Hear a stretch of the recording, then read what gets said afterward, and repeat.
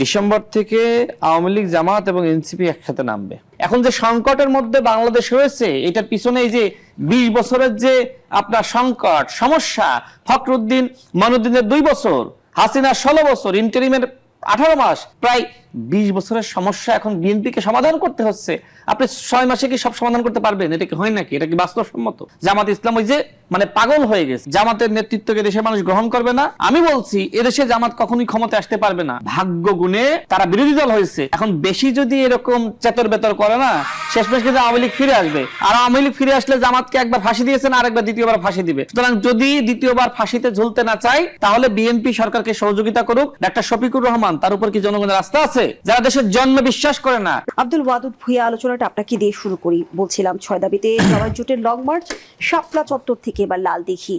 এই কর্মসূচির মধ্য দিয়ে কি সরকারকে চাপে ফেলার কৌশল তৈরি করছে জামায়াত ইসলামী, নাকি এর পেছনে নিজেদের জনমত তৈরির এক ধরনের প্রচেষ্টা থাকবে? হ্যাঁ, দুটোই আছে। তারা বেসিক্যালি অস্থির হয়ে গেছে।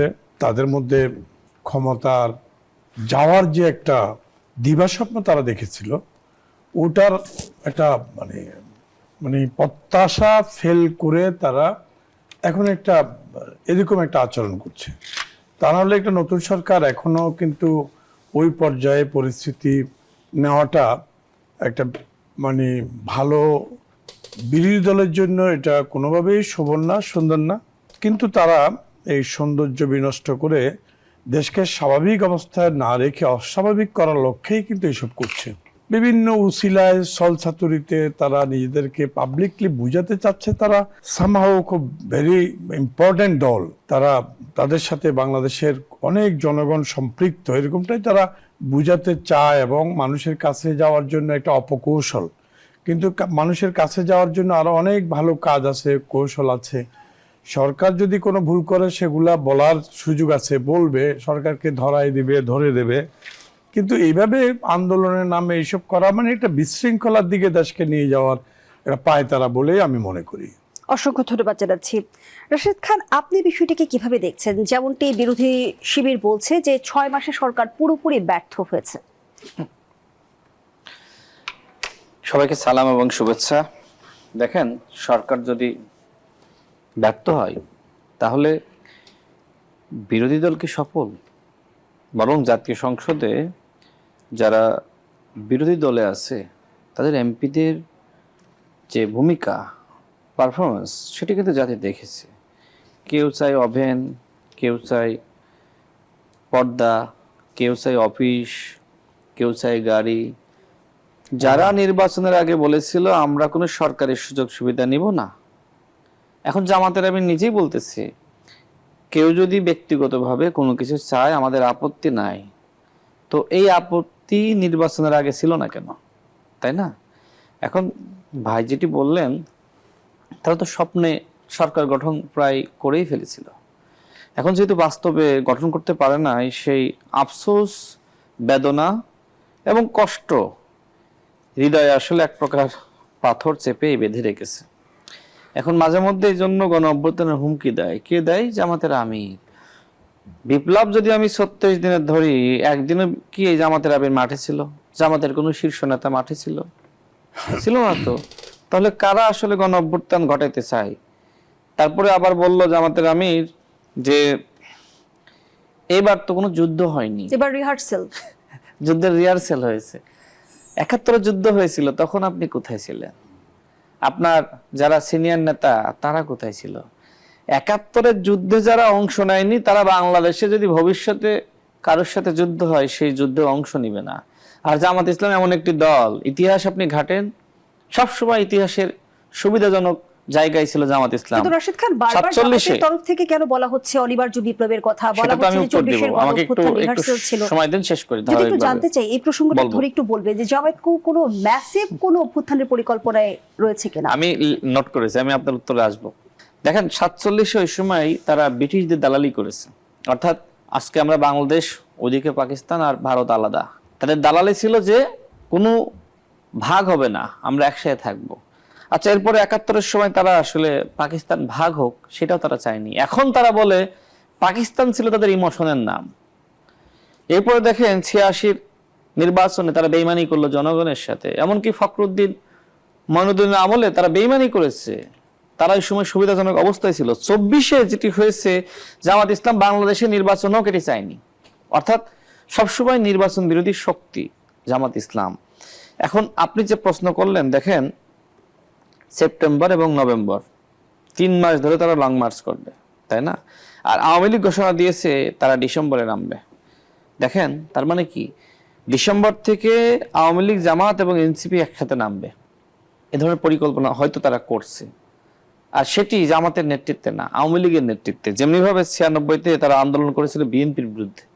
তো এই পরিকল্পনা হয়তো জামাতের আমির করছে, যে কারণে তার একটি বক্তব্যের মধ্যে ছিল যে 96-এর হাতিয়ার গর্জে ওঠো আরেকবার। মানে কি, মানে 96-এর মতন আবার ওই আওয়ামী লীগ এবং তাদের দশরদের সাথে জামাত ইসলাম মাঠে নামবে বিএনপির বিরুদ্ধে। কিন্তু বিএনপির সাথে কি এদেশের জনগণ নাই? ফেসবুকে সরকার গঠন করলো, ফেসবুকে জরিপ করলো, সমস্ত জরিপে জামাত ইসলাম ক্ষমতায় চলে গেল, সমস্ত হাইপে জামাত ইসলাম এগিয়েছিল। এদেশের জনগণ বিএনপির উপর আস্থা বিশ্বাস রাখে, যে কারণে সর্বশেষ বাংলাদেশের মাননীয় প্রধানমন্ত্রী জনগণের কাছে যে কমিটমেন্ট ব্যক্ত করেছিলেন, সেটির উপর আস্থা এবং বিশ্বাস রেখে এদেশের জনগণ জাতীয়তাবাদী শক্তিকে ভোট দিয়েছে। স্বাধীনতা বিরোধী শক্তি যদি মনে করে বাংলাদেশের ক্ষমতায় আসবে, আমি এতটুকু বলতে চাই, এই দেশে কখনোই তারা ক্ষমতায় আসতে পারবে না। আর পুলিশ প্রোটেকশন নিয়ে আপনি গণ অভ্যুত্থান ঘটিয়ে দিবেন, যুদ্ধ করবেন, তাই না? গতকাল গেছে না রাতের বেলা আইজিবির সাথে সাক্ষাৎকারে গেছে, এরপরে ডিএমপি কমিশনের সাথে সাক্ষাৎ করেছে। মানে পুলিশ প্রোটোকল নিয়ে, প্রোটেকশন নিয়ে আপনি লং মার্চ করবেন, আর সেই লং মার্চের মাধ্যমে আপনি বিএনপির পতন ঘটিয়ে দিবেন। এটা কি হয় নাকি? শোনেন, তারা যে লং মার্চ করছে, জেনারেল মিয়া গোলাম পরোয়ার কিন্তু বিষয়টি নিয়ে বলেছেন। তিনি কি বলেছেন? কোনো আশঙ্কা নেই, তারা শুধু অবগত করতে গিয়েছে, অনুমতি নেওয়ার না না, কেন গিয়েছে? যত দরকার ছিল না। আপনি তো সরকার পতনের আন্দোলন করছেন, তাই না? এখনই শুরু করে দিয়েছেন। তো সরকার পতনের আন্দোলন তো ওই পুলিশ দিয়ে হয় না, পুলিশের নিরাপত্তা হয় না। আমরা যে গণ অভ্যুত্থান করেছি, এটা কি হাসিনার পুলিশের প্রোটেকশনে করেছি নাকি? বাংলাদেশে কখনো হয় এটা? সরকার পতনের আন্দোলন অবশ্যই সরকার পতনের আন্দোলন করছে। কিসের আন্দোলন এটা? সরকারের বয়স মাত্র 6 মাস, এখন আপনি কিসের আন্দোলন করতেছেন? আর কি নিয়ে আন্দোলন করতেছেন? ইস্যু আছে। এই যে আপনি বিদ্যুৎ লোডশেডিং, একটু শেষ করি, বিদ্যুৎ লোডশেডিং, এরপরে গ্যাস সংকটের কথা বলছেন। এটা তো জাতীয় সংকট, আন্তর্জাতিক সংকট। এই আন্তর্জাতিক সংকটকে পুঁজি করে, জাতীয় সংকটকে পুঁজি করে আজকে আপনি এই জুলাই জাতীয় সনদ এবং গণভোট নিয়ে যে প্রতারণা অন্তর্বর্তীকালীন সরকার করেছিল, সেই প্রতারণাকে পুঁজি করে আপনি এখন লং মার্চ করতেছেন। আমিও তো সেই ঐক্যমত কমিশনে ছিলাম, তাই না? আইন শৃঙ্খলা পরিস্থিতির বিষয়টিও রয়েছে। আইন শৃঙ্খলা পরিস্থিতি ইন্টারিমের সময়ের থেকে এখন বর্তমানে অনেক ভালো আছে, এবং যিনি এই দায়িত্ব পালন করছেন তিনি গুমের শিকার হয়েছিলেন, আইন শৃঙ্খলা বাহিনীর দ্বারা তিনি নির্যাতিত, নিপীড়িত হয়েছিলেন। সুতরাং তিনি আইন শৃঙ্খলা পরিস্থিতি নিয়ন্ত্রণ করতে পারবেন না। এই যাকে ওই যে আপনার আজাদ সাহেব, তাই না, তিনি গতকাল কি বক্তব্য দিয়েছেন?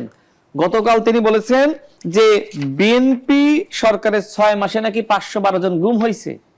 স্বরাষ্ট্রমন্ত্রী, ছায়া স্বরাষ্ট্রমন্ত্রী, তারা আইন শৃঙ্খলা পরিস্থিতি নিয়ন্ত্রণ করবে, তাই না? আজকে দেখলাম যে আমরা ফেসবুক সরকার নাকি ছায়া সরকার, আজকে দেখলাম যে তারা একটি ছায়া সরকার গঠন করেছে। ছায়া প্রধানমন্ত্রী এখন ডাক্তার শফিকুর রহমান। ঠিক আছে, ভালো কথা, আপনারা এই ছায়া সরকার গঠন করেছেন। এখন আপনারা তো সরকারের কাছে বিকল্প পলিসি দিবেন। তো জ্বালানি সংকট নিয়ে আপনাদের পলিসি কি? গ্যাস সংকট নিয়ে আপনাদের পলিসি কি? আন্তর্জাতিক যুদ্ধ বন্ধ করার জন্য আপনাদের পলিসি কি? বলেন। এখন যে সংকটের মধ্যে বাংলাদেশ রয়েছে, এটার পিছনে এই যে 20 বছরের যে আপনার সংকট, সমস্যা, ফখরুদ্দিন মঈনুদ্দিনের 2 বছর, হাসিনার 16 বছর, ইন্টারিমের 18 মাস, প্রায় 20 বছরের সমস্যা এখন বিএনপিকে সমাধান করতে হচ্ছে। আপনি 6 মাসে কি সব সমাধান করতে পারবেন? এটা কি হয় নাকি? এটা কি বাস্তবসম্মত? জামাত ইসলাম ওই যে মানে পাগল হয়ে গেছে। শোনেন, নাহিদ ইসলাম যে কথা বলেছিল না, জামাতের নেতৃত্বকে দেশের মানুষ গ্রহণ করবে না, আমি বলছি এদেশে জামাত কখনোই ক্ষমতায় আসতে পারবে না। ভাগ্য গুণে তারা বিরোধী দল হয়েছে। এখন বেশি যদি এরকম চেতর বেতর করে না, শেষমেশ কিন্তু আওয়ামী লীগ ফিরে আসবে। আর আওয়ামী লীগ ফিরে আসলে জামাতকে একবার ফাঁসি দিয়েছেন, আর একবার দ্বিতীয়বার ফাঁসি দিবে। সুতরাং যদি দ্বিতীয়বার ফাঁসিতে ঝুলতে না চাই, তাহলে বিএনপি সরকারকে সহযোগিতা করুক। রাষ্ট্র পুনর্গঠনে বাংলাদেশের মাননীয় প্রধানমন্ত্রী যেভাবে তিনি পরিশ্রম করছেন দিনরাত, তার উপর তো মানুষের আস্থা রয়েছে। সর্বশেষ জরিপ দেখেন নাই? এখন জামাতের আমির ডাক্তার শফিকুর রহমান, তার উপর কি জনগণের আস্থা আছে? যারা দেশের জন্মে বিশ্বাস করে না, স্বাধীনতায় বিশ্বাস করে না, যারা দেশের পতাকায় বিশ্বাস করে না, যারা এখনো পর্যন্ত অখণ্ড পাকিস্তানের স্বপ্ন দেখে, তারা দেশের সার্বভৌমত্ব রক্ষা করবে, তাই না?